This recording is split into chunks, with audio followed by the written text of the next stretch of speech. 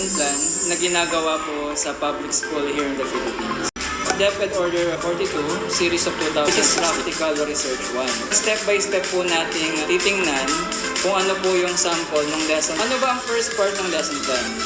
So, we have here, of course, yung name, tapos yung date kung kailan mo ituturo, teaching time, ilalagay po namin doon yung section, oras namin kung kailangan ipapasok dun sa klase. Grade level, and then learning area, tapos kung anong quarter. Now, objectives.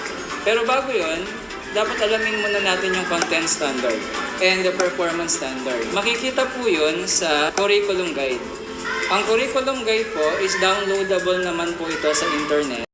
In this case po, after stating teacher, date, time, and then yung content standard and performance standard po nasa curriculum guide. So, kukopyahin lang po natin yun.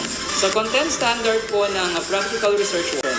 Sa performance standard naman po, ang nakalagay naman po doon, the learners is able to describe qualitative research design, sample, data collection, and analysis procedure. Doon naman po natin ilalagay yung objectives. Ano ba ang layunin? Bakit natin ituturo? At kung ano yung kahit paano expectation natin sa mga bata. Gamit ko yung KSA, saka yung knowledge, we have the affective, and the psychomotor. So, ginagamit ko pa rin po yun. So, na number 1, nasa Bloom's taxonomy naman yung pwede nyong gamiting mga verbs to comprehend the meaning of phenomenological study. Ang lesson plan is a guide. Teacher is the best instrument pa rin inside the class.